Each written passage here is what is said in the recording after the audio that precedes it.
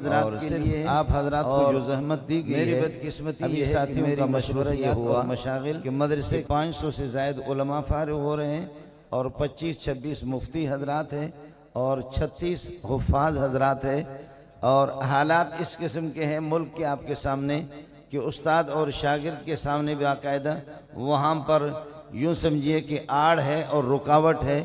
کسی اونچی جگہ پر استاد کو بٹھا کر کے لاؤڈ اسپیکر کے ذریعے سے استاد سبق پڑھاتا ہے، اور میں شرمندہ ہوں کہ یہ 500 اور ان سے بڑی تعداد ایک بہت بڑی تعداد ہے کہ پورے سال میں ان سے مصافحہ کر نہیں سکا ہوں، اور یہ مجھ سے مصافحہ نہ کر سکے۔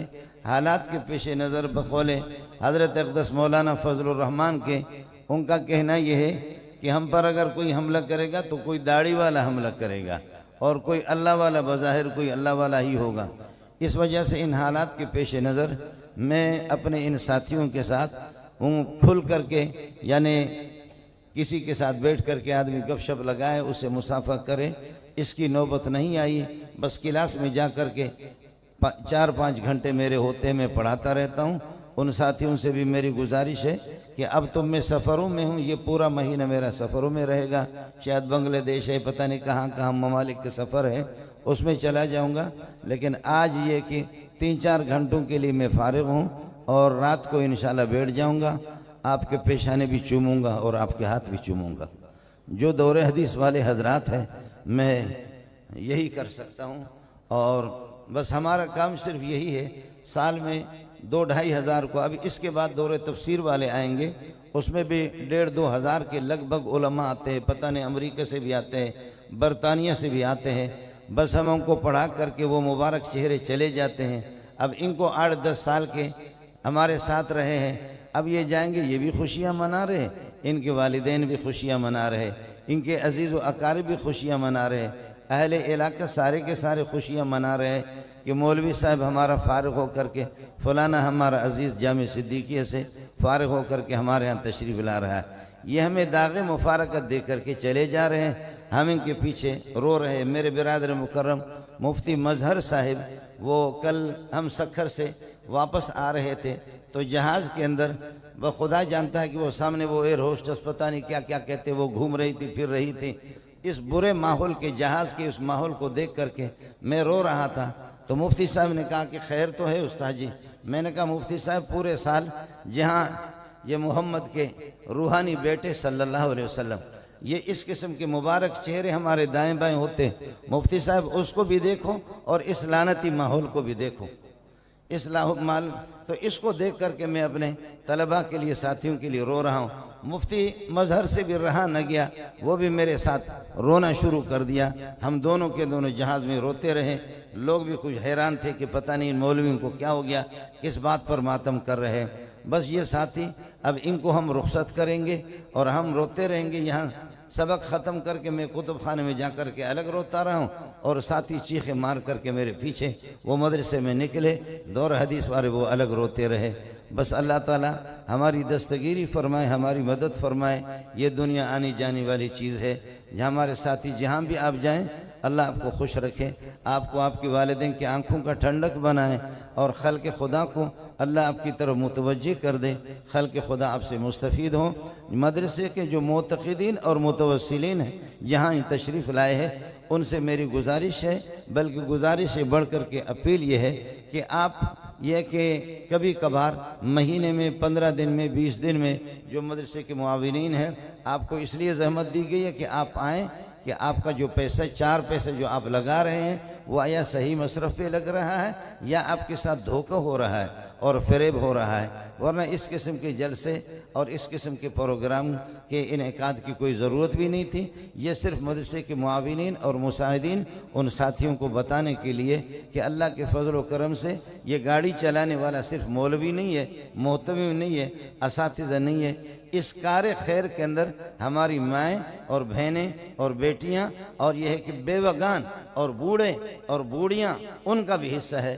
یعنی آپ کو حیرت ہوگی کہ اب حکومت کا کہنا، آج بلکہ گزشتہ دن یہ اب امام حرم وہ تشریف لائے اس میں اسلام آباد میں، تو مجھے بھی خصوصی وزارت تعلیم کی طرف سے دعوت تھی۔ مولانا فضل الرحمان صاحب نے مجھے فرمایا کہ آپ آ جائیں، میں نے کہا میں نہیں آؤں گا۔ میں نے وزارت تعلیم والوں سے کہا کہ آپ مجھے بلا رہے ہیں تو اس شرط پر کہ میری تقریر امام حرم کے سامنے عربی میں ہوگی، اور پھر عورتوں کے لیے جو آپ آزادی چاہ رہے ہیں میں تو پھر یہ کہ رکنے والا نہیں ہوں، کھل کر کے آپ کو بتا دوں گا۔ انہوں نے کہا کہ مولوی صاحب آپ کی تقریر جو ہے نا وہ آپ جس طرح آپریشن کرتے یہ بہت مشکل ہے، آپریشن آپ کرتے، تو اس لیے میں مولانا فضل الرحمان سے بھی میں نے معذرت کر لی۔ حضرت فرما رہے تھے کہ آپ آ جائیں، یہ جمعے کے دن یہ پروگرام تھا، میں گیا نہیں، باجوے نے بھی بلایا میں گیا نہیں، اور دوسروں نے بھی بلایا میں گیا نہیں، اور ہمارا نہ جانا ہی بہتر ہے، وہاں جا کر کے پانا کچھ نہیں ہے، کھونا ہے۔ وہ تو فضل الرحمان ہے، اللہ نے اس کو ایک بڑا مقام دیا ہے، اور آج اس نے دنیا میں ثابت بھی کر دیا۔ لوگ کہتے ہیں یہ مولوی کیا کریں گے کیا کریں گے، آپ نے دیکھا کہ پوری دنیا کو اور تمام سیاستدانوں کو فضل الرحمان نے 10-12 دن اپنے گھر کا طواف کرایا، سارے کے سارے طواف کر رہے تھے کہ کوئی شکاگو یونیورسٹی کا ہے، کوئی پتہ نہیں انگلینڈ سے پڑھ کر کے آیا، کوئی کہاں سے آیا، کوئی کہاں سے۔ مولا نے ان کو اس طرح نچایا کہ وہ بھی یاد رکھیں گے کہ ہمارا واسطہ کسی ملا سے پڑا ہے۔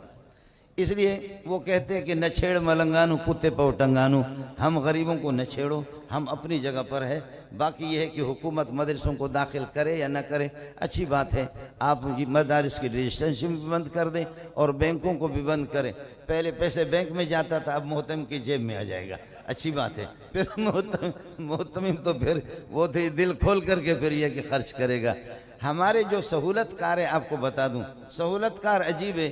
ایک بوڑھی اماں آ جاتی ہے اور وہ کہتی ہے حافظ مزدور کدھر ہے، منظور بھی نہیں کہہ سکتی بلکہ کہتی ہے حافظ مزدور کدھر ہے۔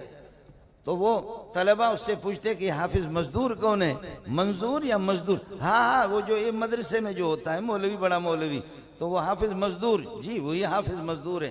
تو وہ اماں جی کہتی ہے کہ بیٹا یہ 10-12 ہزار میرے بچوں نے کبھی 500 دیا ہے، کبھی 200 دیا ہے، یہ سارے روپے جمع کر کے میں نے لایا ہے، اللہ کے گھر میں مسجد کی تعمیر میں لگا دو، مدرسے میں لگا دو، طلبہ پہ خرچ کر دو۔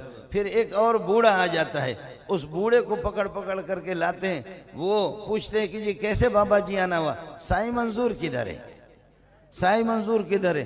اس نے بھی یہ پیسے بلکہ یتیم بچے بخدا، یتیم بچے جو محتاج ہیں وہ بھی لے کر کے یہ ہمارے سہولت کار ہیں۔ پکڑ لو، بڑا مزہ آئے گا، نام بھی آپ کا بڑا ہوگا، کام بھی بڑا ہوگا، بہت آپ کی بڑی نیک نامی ہوگی کہ اس قسم کی بوڑھی خواتین اور اس قسم کے بوڑھے اور اس قسم کے بیوگان اور ایسے یتیم اور ایسے غریب، کوئی آٹا کوئی کلو لاتا ہے اور کوئی 10 کلو لاتا ہے، ادھر سے کوئی بکرا، ادھر سے کوئی گائیں، جب طلبہ ہوتے دھڑا دھڑ رزق آ رہا ہے، اور جب یہ طالب علم چلے جاتے ہیں تو ہم مکھیاں مارتے، کوئی مردار مرغی بھی نہیں لاتا ہمارے، پھر تو ہم مکھیاں مارتے رہتے ہیں۔ اس لیے ہم نے اپنے سہولت کار آپ کو بتا دی ہے۔ ظاہر ہے کہ آپ کے پاس آہینی ہاتھ ہے اور لوہے والے آپ کے پاس ہاتھ ہیں، آپ ہر طریقے سے نمٹ سکتے ہیں ان بوڑھیوں سے اور ان بوڑھوں سے اور ان لوگوں سے، یہ کہ آپ نمٹ لیں۔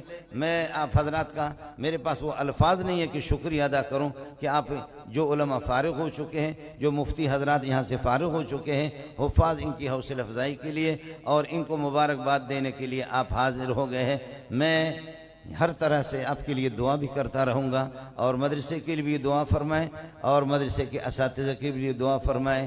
اللہ تعالیٰ چاہے میں رہوں یا نہ رہوں، اللہ اس فیض کو، جامعہ کے فیض کو عام فرما دے اور تام فرما دے۔ مجھے شرمندگی ہے، میرے استاد میں ان کو اسٹیج پر لایا کرتا ہوں، اب وہاں آ کر کے چھپا ہے، اور کبھی مہینے میں 2 مہینے میں جا کر کے ان کے قدم بوسی بھی کرتا ہوں، قدم بھی ان کا چومتا ہوں، پیشانی بھی ان کا چومتا ہوں۔ حضرت اقدس مولانا فیض محمد بھی ان کے ساتھ جو تشریف فرما ہے، مولانا علی محمد دامت برکاتہم العالیہ، یہ سارا اسی کا فیض ہے۔ شیخ الحدیث مولانا سلیم اللہ خان، شیخ الحدیث مولانا عنایت اللہ صاحب، یہ استاد کو دیکھو کہ شاگرد نالائق ادھر کھڑا ہے۔ میں مولانا فضل الرحمان کے ساتھ مصروف تھا تو حضرت جی جو اس کو لے جا کر کے لوگوں نے وہاں بٹھا دی ہے، میں یہ سارا کا سارا فیض مولانا علی محمد صاحب کا ہے اور ان بزرگوں کا ہے۔ اللہ اس ادارے کی حفاظت فرمائے، آپ کی آمد کو اپنی بارگاہ کے اندر قبول فرمائے۔ ہمارے برادر مکرم مجلس کے معاونین میں سے قاضی حمود صاحب ہے، ان کی والدہ ماجدہ کا 2 دن پہلے انتقال ہو گیا، ان کی مغفرت کے لیے، دیگر تمام مرحومین کے لیے اور مدرسے کے معاونین اور مساعدین کے لیے ہر طرح سے دعا فرمائیں۔ اہل افغانستان کے لیے بھی، افغانستان کے سفیر بھی یہاں وہ بھی موجود ہیں، فلسطین والوں کے لیے بھی، شام والوں کے لیے دعا فرمائیں۔ اللہ ہر طرح سے اس امت کی دستگیری فرمائے، مدد فرمائے۔ اب یہ ہے کہ نماز کا بھی وقت ہو چکا ہے، میں تو پہلے نماز پڑھ چکا ہوں، پیر مختار الدین دامت برکاتہ اللہ علیہ ہم نے نماز ادا کی، زیادہ آپ کا وقت نہیں لیتے۔ اللہ آپ کا حامی اور ناصر ہو۔ الحمدللہ رب العالمین والعاقبۃ للمتقین والصلاۃ والسلام علی سیدنا مولانا محمد وآلہ وصحبہ اجمعین۔ پروردگار اس نالائق کے پاس وہ الفاظ نہیں ہے جو اس امت کی اور ان لوگوں کے باہر سے آنے والوں کی ترجمانی کر سکے۔ ربا تو سب کچھ جانتا ہے، جنہوں نے آپ کی بارگاہ میں ہاتھ اٹھائے ہوئے سب کے مغفرت کے فیصلے فرما دے، بخشش کے فیصلے فرما دے۔ علماء سے جو ان کی عقیدت ہے، ہمارے حاجی عبدالرزاق صاحب، حاجی انور، حاجی طارق صاحب، کافی حاجی زمان، حاجی صالح، بہت سے ساتھی ہے، یہاں میں نام نہ لے سکوں۔ اللہ تعالیٰ سب کی جھولیوں کو بھر دے۔ آپ حضرات نے جو بارگاہ الہی میں ہاتھ اٹھائے ہوئے سب کے بخشش کے فیصلے فرما دے، مرحومین کی مغفرت کاملہ فرما دے، جنت الفردوس میں اعلیٰ مقام نصیب فرما دے۔ جو حضرات دین کے جس بھی شعبے میں تبلیغ جماعت والے، ختم نبوت والے، ناموس صحابہ کے سلسلے میں جو کام کر رہے ہیں اور خانقاہیں والے، اللہ سب کی حفاظت فرما دے۔ اہل فلسطین کی حالت اظہار پر رحم فرما دے۔ شام میں اللہ تعالیٰ امارت اسلامیہ کی صورت بن رہی ہے، اللہ تعالیٰ ان کی بھی مدد فرمائے۔ کافی زمانے قربانیوں کے بعد افغانستان کو تا دیر قائم و دائم فرمائے۔ مملکت اسلامیہ خدا داد پاکستان کی حفاظت فرما دے۔ اندرونی بیرونی ہر قسم کی شرور اور آفات سے اس ملک کی حفاظت فرما دے۔ اللہ تعالیٰ اہل مدارس کی بھی مدد فرما دے، دستگیری فرما دے۔ میرے اساتذہ جن کے لیے میں وہ الفاظ بھی میرے پاس نہیں ہیں، اللہ تعالیٰ جو اس دنیا سے چلے گئے ان کو غریق رحمت کر دے۔ جو موجود ہے حضرت اقدس مولانا علی محمد دامت برکاتہ اللہ علیہ، دیگر میرے اساتذہ، اللہ تعالیٰ سب کو لمبی زندگی عطا فرمائے اور ان کے فیوزات سے ہمیں زیادہ سے زیادہ مستفید ہونے کی توفیق نصیب فرمائے۔ یا حی یا قیوم برحمتک نستغیث، یا حی یا قیوم برحمتک نستغیث۔ سبحان ربک رب العزت عما یصفون وسلام علی المرسلین والحمد للہ رب العالمین برحمتک یا ارحم الراحمین۔